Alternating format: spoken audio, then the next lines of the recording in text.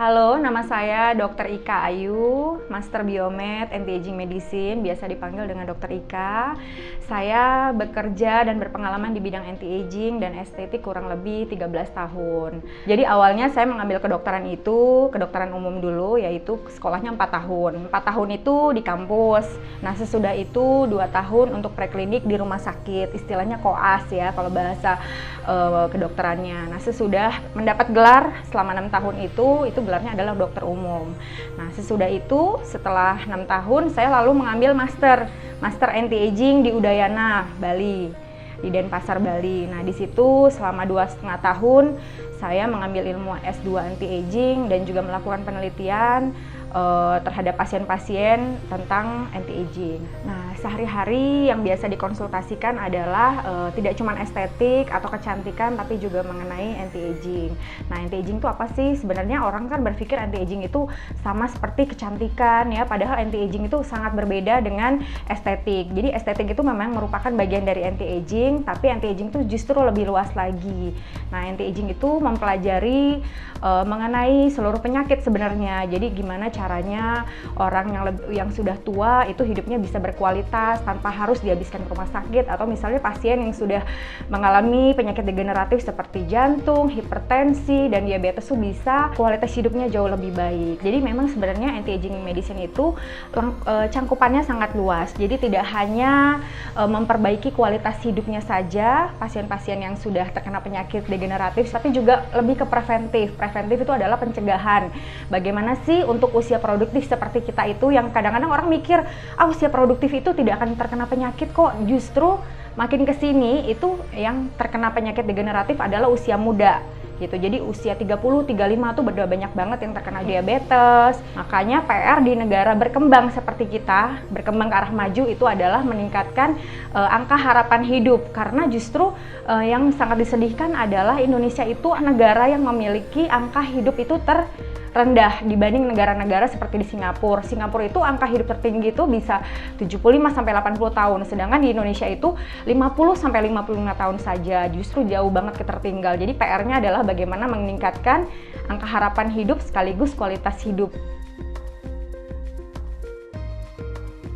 Pasien-pasien yang datang ke sini itu sebenarnya macam-macam ya, karena kan di sini saya tidak hanya membahas mengenai estetik saja, tapi juga mengenai anti-aging. Jadi memang agak lebih luas, dan juga beberapa pasien yang aging itu kan dikaitkan dengan biasanya degeneratif ya. Jadi misalnya pada pasien diabetes, sesudahnya pun juga outlooknya juga kelihatannya memang nggak seger, cepet capek. Itu gimana sih cara memaintain quality hidup mereka agar tetap baik? Nggak hanya harus habis di rumah sakit melulu waktunya, tapi juga gimana caranya quality hidup mereka juga justru lebih baik dengan adanya anti-aging medicine di sini.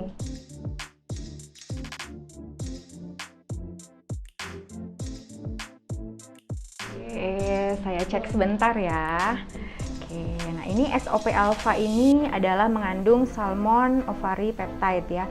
Jadi ini adalah suplemen yang mengandung makanan kaya akan gizi. Jadi seperti kita tahu, salmon ovari peptide itu adalah diekstrak dari membrannya telur ikan salmon. Bayangin ya, membrannya segitu rajinnya perusahaan Jepang ini mengekstrak membran. Bayangin, membrannya itu diekstrak untuk dijadikan makanan yang kaya akan gizi ya.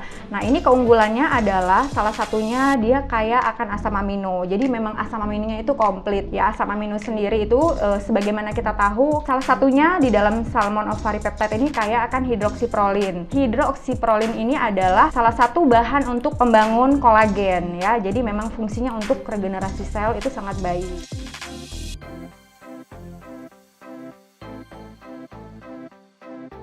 Ya, jurnal internasional, bahkan beberapa jurnal itu pun dari penelitian. Jadi mereka sebelum membuat produk itu mereka juga melakukan penelitian. Jadi penelitian itu tidak hanya yang objektif tapi subjektif. Penelitian yang subjektif pun pemberian SOP yang berturut-turut selama 8 minggu pada ibu-ibu yang berumur kurang lebih 35 sampai 48 tahun itu didapatkan rasa pegel-pegelnya hilang, terus kulitnya pun memudar yang kerut-kerutannya gitu kan, terus juga badannya yang memang yang dulunya cepat lemas, karena kan memang pada saat umur 48 itu mungkin mengalami premenopause, itu juga agak lebih ringan gejala premenopausnya. Jadi memang sangat membantu banget untuk para pasien yang yang berumur 35 sampai 48 tahun ya. Dan tidak hanya yang penelitian subjektif, yang objektif pun juga ada penelitiannya. Jadi memang didapatkan di dalam SOP ini memang pemberian selama 8 minggu berturut-turut itu juga meningkatkan kolagennya, terus meningkatkan IGF-1-nya juga pada beberapa pasien yang hipertensi, pada pasien jantung dan diabetes.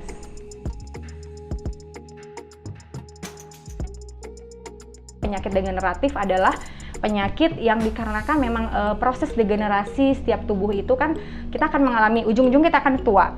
Aging itu pasti, tapi bagaimana caranya aging itu bisa untuk lebih berkualitas hidupnya. Jadi memang setiap orang, karena salah satunya adalah metabolisme tubuh yang makin lama, makin ibaratnya mesin ya, makin lama dipakai kan makin tua, makin aus ya. Mobil aja 5 tahun sekali kan mesti dicek, diganti. Nah seperti itu juga dengan fungsi tubuh kita, makin lama kan makin berkurang kualitasnya, metabolisme juga jauh lebih turun, hormon-hormon juga jauh lebih turun.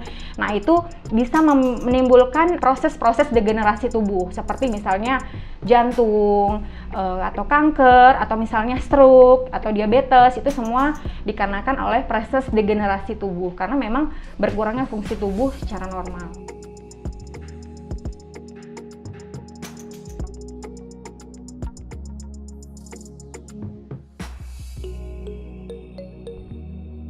Jadi memang pada awalnya sebenarnya sistem tubuh kita itu berkaitan dengan sistem sirkulasi.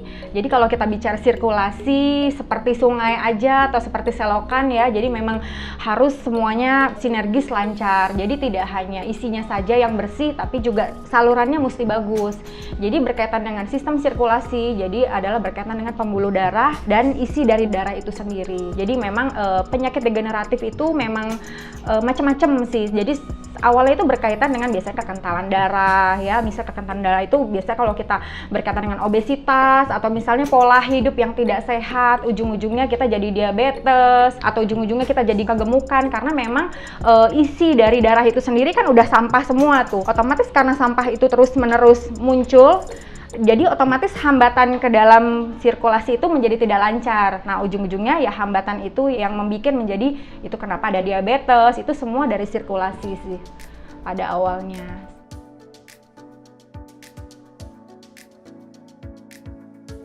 Nah, pembuluh darah itu bisa tersumbat itu karena kan memang pola hidup nomor satu. Pola hidup makan yang nggak sehat, apalagi pola hidup zaman now ya, dimana gula-gula, manis-manis, zaman sekarang boba-bobaan ya, martabak yang lucu-lucu, pokoknya makanan yang lucu-lucu itu kurang lebih jarang ada yang sehat. Jadi orang sekarang itu jarang kenal buah seger, jarang kenal sayuran yang seger. Makanya kan akhir-akhir ini juga digalakan gaya hidup organik. Itu juga salah satunya untuk biar mencegah makan makanan yang lucu-lucu, manis-manis, menggemaskan yang bikin diabetes gitu. Nah itu gimana caranya tetap sirkulasi bagus dengan makanan yang bagus juga. Nah pola hidup, kegemukan juga itu juga ngaruh. Merokok, terus misalnya begadang, stres lagi pandemi ya, tekanan hidup makin berat. Nah itu kenapa rentan banget terkena penyakit, apalagi sekarang COVID-19 ya. Nah itu salah satu yang komorbid mempengaruhi banyaknya kematian juga salah satunya itu.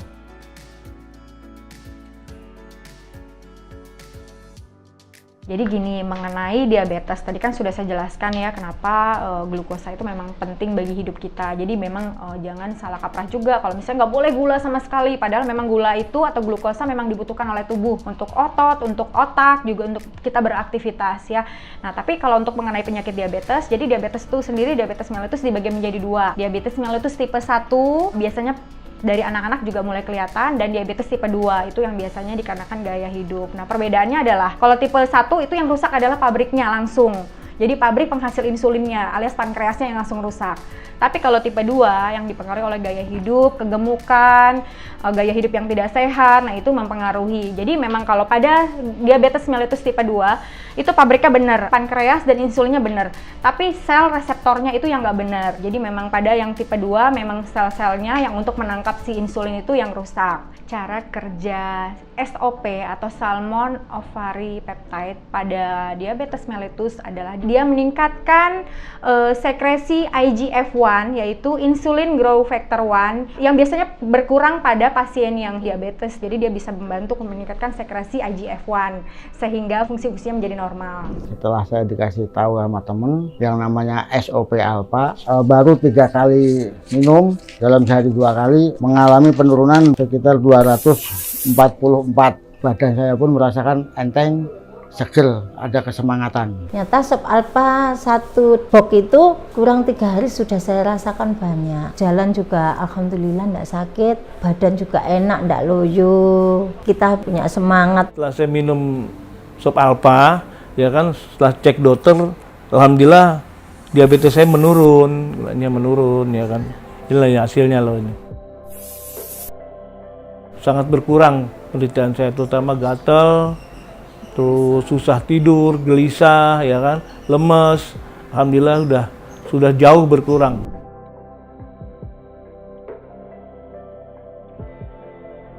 Salmon Ovari Peptide menurut saya adalah makanan yang mengandung zat gizi yang lengkap. Kenapa? Karena asam aminonya adalah komposisinya sangat lengkap.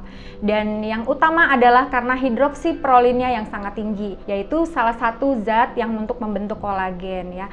Nah, fungsinya pun SOP ini adalah bisa membantu untuk para penderita hipertensi, diabetes mellitus, pada penderita stroke juga, dan juga untuk para usia yang produktif juga boleh banget untuk membantu memaintain kesehatannya, karena kan memang tidak cukup hanya dari pola makan yang seimbang aja. Jadi memang cara untuk memaintain kesehatan yang tadi saya bilang tidak hanya dari pola makan yang sehat dan seimbang, tapi juga suplementasi tetap perlu ya, karena kan kita tidak hanya bisa mengandalkan dari pola makan. Kadang-kadang karena kesibukan di ibu kota ya, faktor yang hektik banget, jadi kadang-kadang kurang bisa mendapatkan makan makanan yang seimbang. Jadi memang tetap perlu suplementasi. Dan yang kedua, istirahat yang teratur. Pola makan, istirahat yang teratur. Jadi no begadang-begadang. Jadi yang dulunya misalnya bisa tidur di atas jam 12, atau memang sekarang kan lagi COVID-19, pandemi, semua orang jadi kaum rebahan. Jadi mentang-mentang di rumah bisa tidur jam 2 pagi, jam 3 pagi. Nah, itu jangan seperti itu. Jadi tetap tidur di bawah, usahain jam 10 malam. Kalau kita tidur di atas jam 10, hormon-hormon itu berkurang juga jumlahnya kalau pada saat kita begadang. Dan yang ketiga, olahraga yang teratur, minimal seminggu 3 kali. Itu memang harus olahraga yang rutin ya, tidak usah yang terlalu berat olahraganya, tapi juga yang penting olahraga yang teratur. Nah, terus yang terakhir, jangan stres ya, walaupun misalnya aktivitas padat, terutama apalagi lagi kondisi COVID seperti sekarang, pandemi, tetap harus menjaga kesehatan, harus menjaga kewarasan juga, jangan stres, karena kalau stres kita juga bisa menurunkan imun kita juga.